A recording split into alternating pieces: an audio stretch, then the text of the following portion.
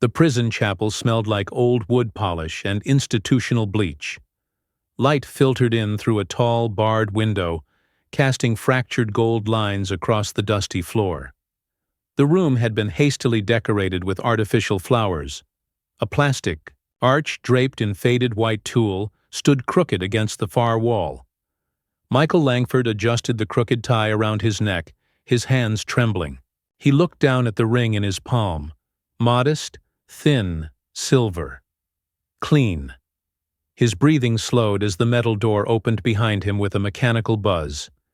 Ariel Monroe entered in a loose beige prison uniform that had been cinched at the waist with a ribbon.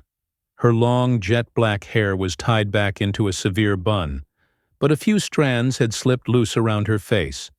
Her walk was confident, bordering on theatrical. She smiled at him, not shyly, but knowingly, like someone arriving late to a play where she already knew the ending. A correctional officer stood between them as the prison chaplain began the ceremony in a flat, uninterested tone. In the presence of the Lord and this institution of the state of Pennsylvania. Do you, Michael? Michael barely heard the words. His gaze was locked on Ariel's eyes, steel gray, unreadable. Still, she nodded dutifully at the right moments. Rehearsed. Precise. She spoke her vows like reciting lines from memory. I do, she said. Her voice was smooth, low-pitched, unfazed.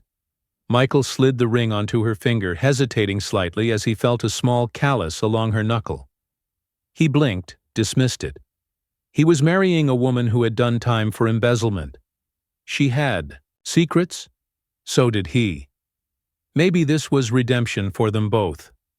A local reporter snapped a photo from the back of the chapel. Her name was Dani Vega, freelancer for a true crime blog. She lowered her camera and muttered under her breath to the corrections officer beside her. Something's off, she said. I've covered prison weddings. They're usually weird, but this one's layered, the guard grunted. Ariel? She's a charmer. She's got half the staff talking to her like she's a therapist. Dani frowned. She ever go by another name? The officer shrugged. Not that I've heard, but you won't find much.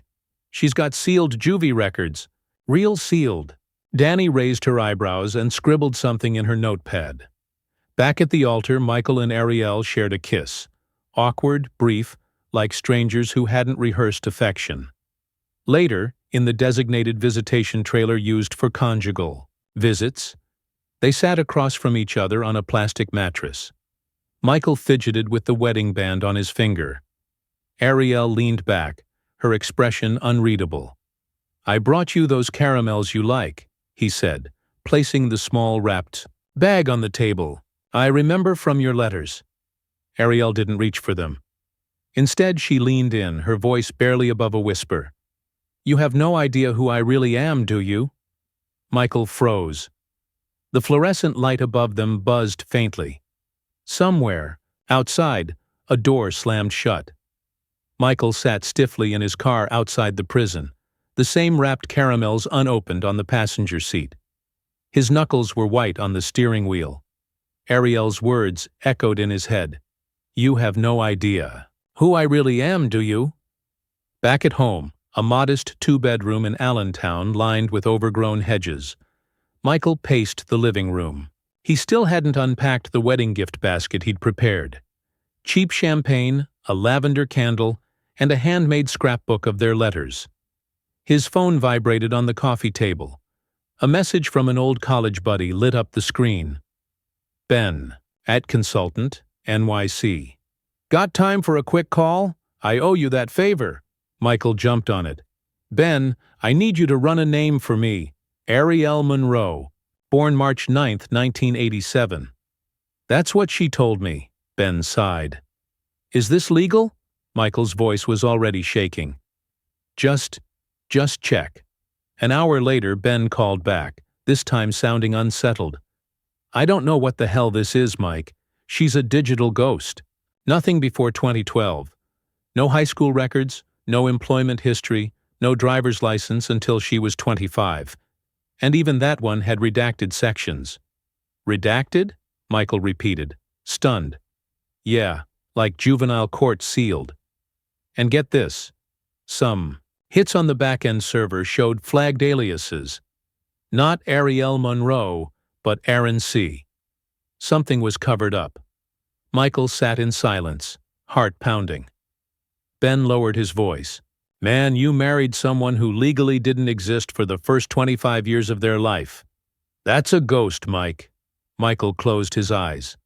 A shadow of doubt finally crept in. His eyes darted to the corner of the room, to the framed photo of their first visitation day. Ariel's smile was there, soft and radiant. But now, behind that smile, he saw a question. Or worse, a dare. And that night, Michael opened the first letter Ariel had ever sent him again. It was signed, Love A. No Ariel.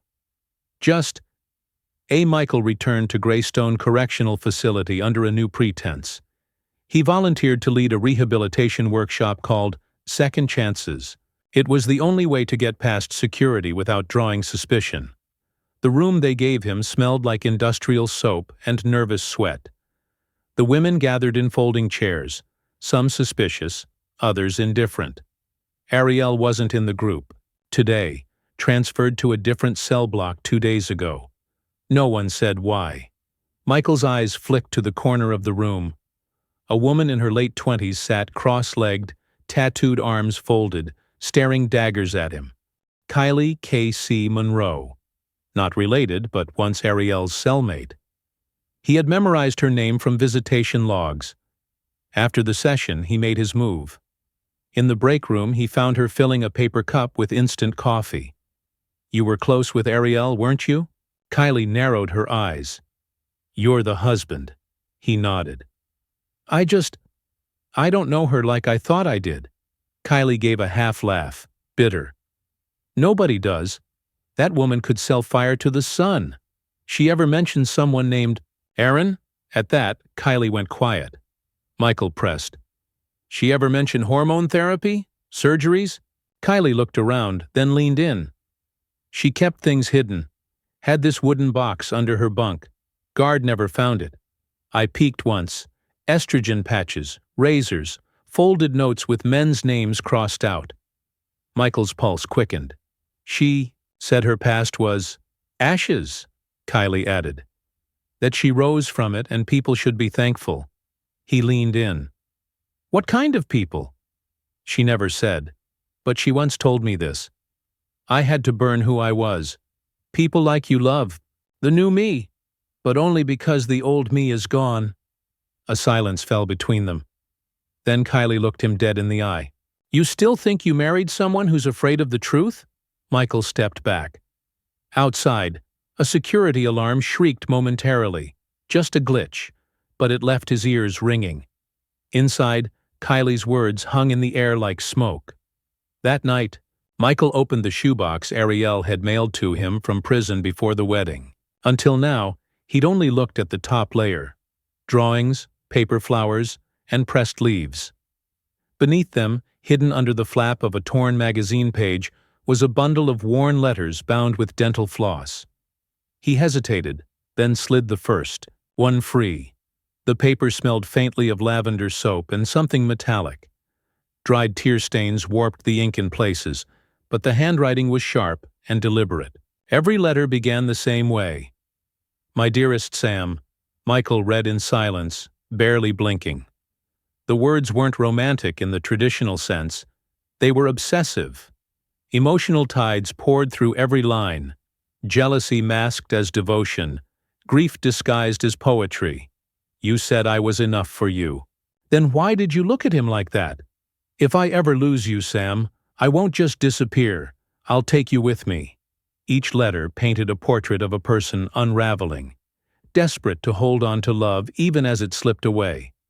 But the tone was chilling, possessive, almost feral. Halfway through the third letter, Michael noticed something odd. The signatures changed. The earlier ones were signed. Love, Aaron. The later ones? Ariel. Michael's hands began to shake. This wasn't just a transition. It was a transformation forged in grief, rage, and a need to erase the past.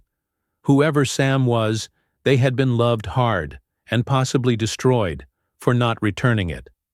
The final letter wasn't dated. It was written in bold strokes that pressed deep into the paper. "Next time, I won't leave witnesses." Michael set it down and stared at the wall. Was this love or a warning? Behind him, the wind slammed a shutter closed, and Michael turned, heart racing, half expecting someone to be standing there. The next morning, Michael sat alone at a corner booth in a half-empty diner off Route 47. The waitress poured his coffee without asking. He didn't touch it. Across from him sat Detective Paul Flynn, mid-40s, salt and pepper stubble, and a gaze that had seen too much. He stirred 2 sugar packets into his coffee with slow deliberation. "I figured you'd call eventually," Flynn said. "You married Ariel Monroe. That's not something people walk away from clean." Michael slid a folder across the table. Photocopies of the letters, timelines, and the name. Aaron C. Flynn scanned them without surprise. "We had her, Aaron, on file a decade ago. Juvie record sealed. Got picked up in Utah. Group home fire. 2 kids went missing. 1 body found, unidentified, and Aaron Colton vanished. Until Ariel turned up in Pennsylvania 6 years later, under a new name, facing fraud charges." Michael clenched his fists. "Why wasn't this in her trial file?" Flynn leaned back. "Because the moment she transitioned, a whole new set of rights kicked in. And because the original detective buried it. Maybe guilt, maybe blackmail, maybe both. She's dangerous, isn't she?" Flynn met his eyes. "I don't know what she is, but she's smart. Too smart to leave evidence, too broken to stop running." Michael whispered, "I think she killed someone. Sam." Flynn nodded slowly. "Yeah, I think so too. We just never found him." Michael pulled something from his coat pocket. "The wedding ring." "I want to help." Flynn stared at the ring, then back at him. "If you're serious, you'll need to go deeper than you want. Her past isn't just hidden, it's scorched." Outside the diner, a patrol cruiser rolled by slowly. Lights dimmed. Flynn watched it pass. "She changes her name like a snake sheds skin," he muttered. "But the venom always stays." "Detective." Flynn sat in his office at the precinct that evening, blinds drawn. A cold rain ticked against the windows. The fluorescent light buzzed overhead, the only sound besides the low hum of the evidence database loading. On his screen was the case file from 2010. Aaron Colton, age 17. Last seen at Haven Rise Group Home, Utah. A fire had gutted the east wing. 1 unidentified body recovered. The report was inconclusive. Arson was never confirmed, but foul play was strongly suspected. Flynn cross-referenced fingerprints, DNA swabs, juvenile records. And then, a hit. Aaron's prints matched those of Ariel Monroe, entered into the system 6 years later when she was arrested for defrauding 3 elderly men using fake caregiver IDs. Flynn exhaled, slow and bitter. She had never been found because she had never run. She had transformed. Michael sat across the desk, pale, eyes bloodshot. "So she faked her death?" Flynn nodded. "In a sense. But more than that, she buried who she was. And she did it well enough for the state to believe she never existed." He pulled another file from the cabinet, an older one, tattered. "Here's where it gets worse. During the months after the group home fire, 2 more deaths happened in nearby towns. Both victims were LGBTQ teens, both found near water. No official link, but I think Ariel, was running through identities even then." Michael's voice cracked. "Why run if you're innocent?" Flynn looked up. "Because running became her identity." A knock on the door interrupted them. A young officer stepped in, holding a sealed manila envelope. "Sir, this just came in from Dr. Langen's clinic." An anonymous tip flagged this name, Ariel Monroe, as a patient from 5 years ago. Flynn opened the file. Inside were surgery logs, prescriptions, and a note scribbled in red ink. Paid in cash. No follow-up. Said she had unfinished business. Flynn muttered. "What the hell did you do, Ariel?" Michael sat at his kitchen table, a glass of untouched whiskey warming beneath his fingers. A single candle burned, the only light, in the room. The wedding scrapbook lay open before him, pages curling at the edges. He flipped to the first letter he'd written to Ariel, months before they met in person. He had sent it through a grief support forum under a pseudonym, Broken Dad 82. He had lied. He wasn't a widower. He wasn't even a father. He had written about a son that never existed, a phantom life built to feel seen, to connect. He'd been lonely, desperate. She had replied almost immediately. She said she'd lost someone too, a boy, a brother, a first love. Michael had never thought to question her details back then, just as she never questioned his. "We were both liars," he whispered aloud. Outside a storm rumbled, distant but growing. His phone buzzed. No caller. ID. He hesitated, then answered. A distorted voice came through, genderless and flat. "Check the crawl space. The house on Valley Ridge. It's still there." Then silence. Michael froze. The address, Valley Ridge, was listed on Ariel's old intake form as her childhood residence. He called Flynn immediately. By morning they had a warrant and were standing in front of a decaying, abandoned 2-story home tucked beneath skeletal trees. The windows were boarded, paint peeled like old skin. Flynn turned to Michael. "You sure you're ready for what's under there?" Michael didn't answer. He just nodded. They entered. The floorboards creaked beneath their weight. The crawlspace hatch was covered by a rotten rug. Flynn pulled it back. A smell hit them like a punch to the chest. Earthy, foul, ancient.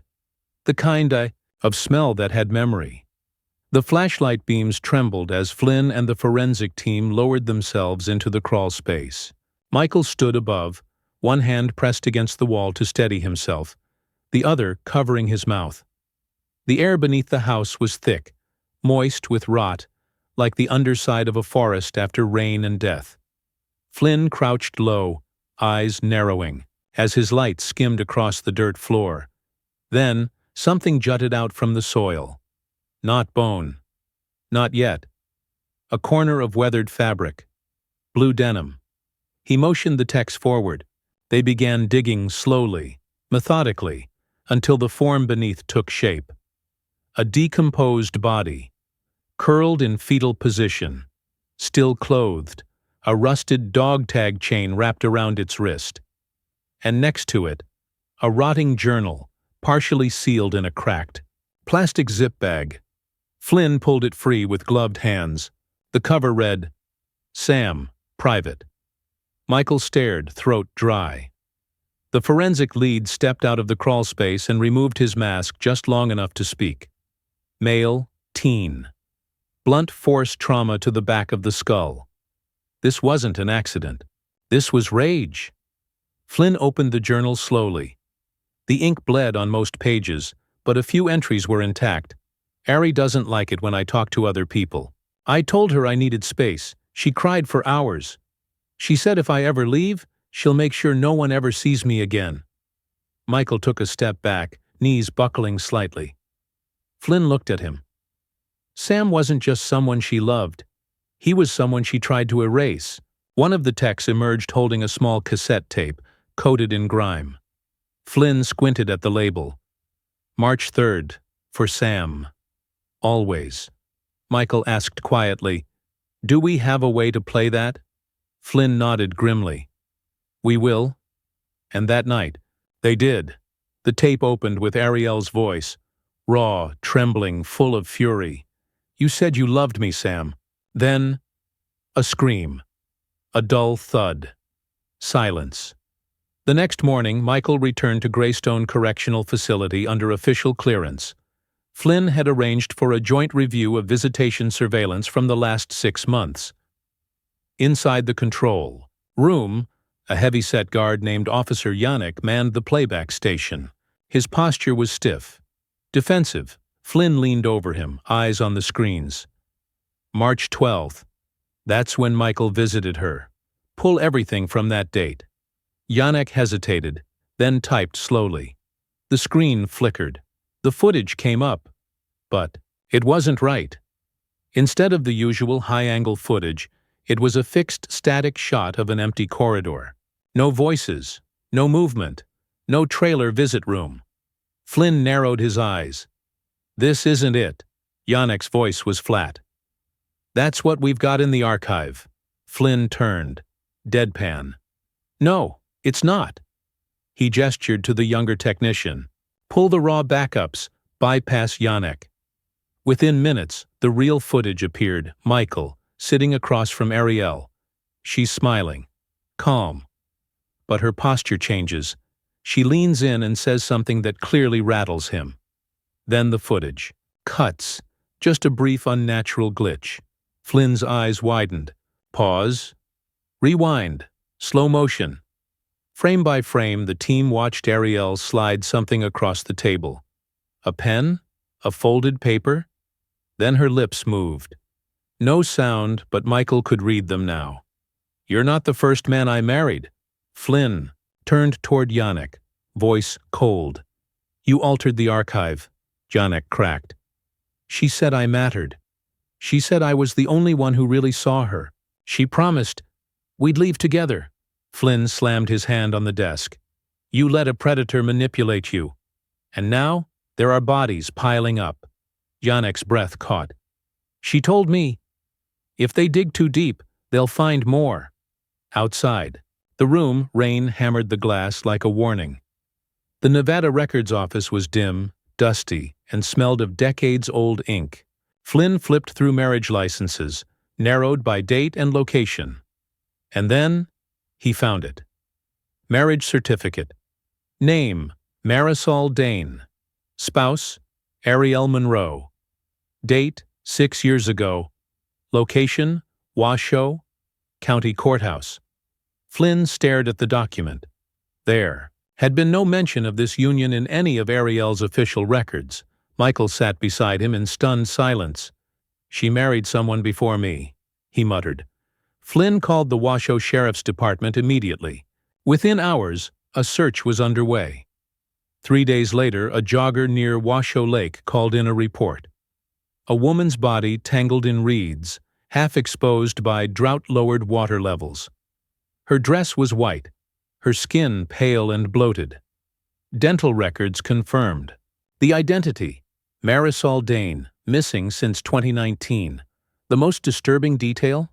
She was found in a wedding gown, hands clasped, eyes sewn shut with fishing line. Flynn stood at the water's edge, wind rustling his coat. The body was arranged, the ME confirmed. Intentional, ritualistic. Inside her dress was a single item sealed in plastic, part of a page from a diary. The ink was smeared but readable. To love and to drown, those are her vows. Michael trembled. Back at his home, he opened his mailbox.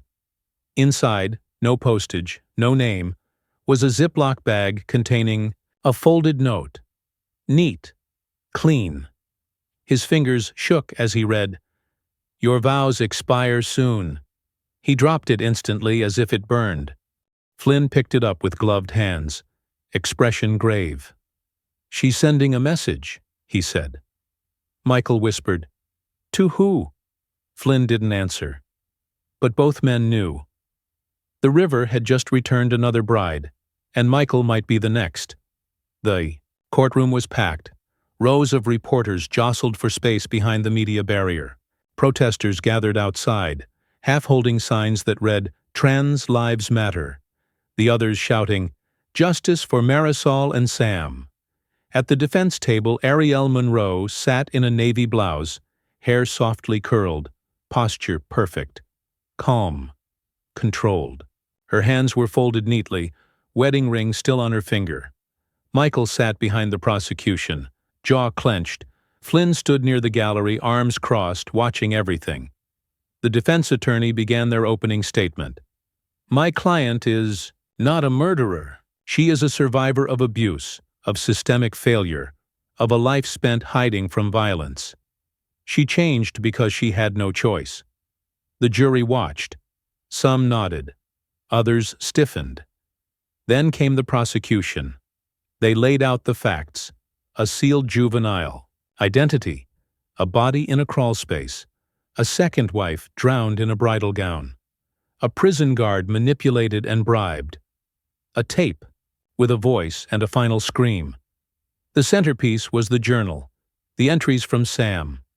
Flynn read one aloud in court, voice steady. She told me if I left her, she'd make me disappear. Then it was Michael's turn. He stepped to the witness. Stand! Every camera in the room on him. She made me feel chosen, he said, voice cracking. And when I asked questions, she punished me. With silence. With fear. With doubt. Ariel stared at him the entire time. When her turn came, she didn't break. At first. But under cross-examination, when the prosecutor asked about Sam's death, her lips trembled. I loved him, she whispered. They all just loved me the wrong way. Then, barely audible, there were more. The courtroom fell silent. The bailiff stepped forward, but Ariel didn't flinch. Outside, thunder rolled across the sky. 6 months later, a new correctional facility. Iron Vale Psychiatric and Penal Institute. High security. Remote.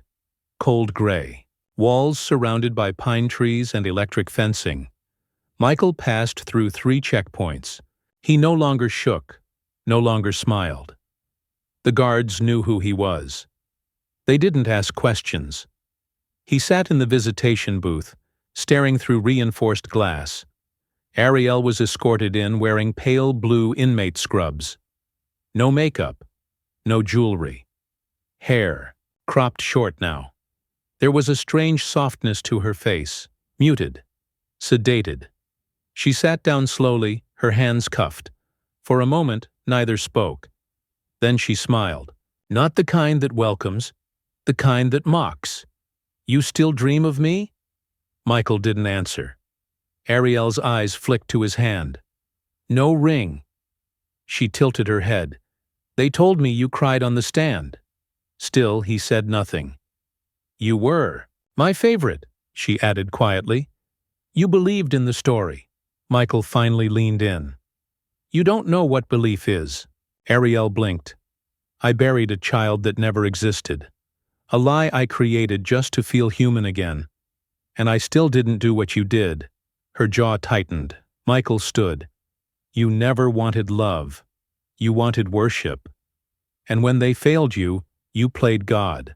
Ariel leaned forward until her breath fogged the glass. They were mine. They all were. Michael turned and walked away. She didn't call after him. Outside, snow had started to fall. Slow, heavy flakes dusted his coat as he reached the parking lot. He opened his hand, revealing the wedding ring. Cold, hollow. He threw it into the woods without ceremony. Back in his car, the radio crackled. He didn't hear it at first. But then, a voice. New developments in the Monroe case. Officials. Confirmed 2 more cold cases are being reopened. Michael closed his eyes. She wasn't done. Maybe she never would be.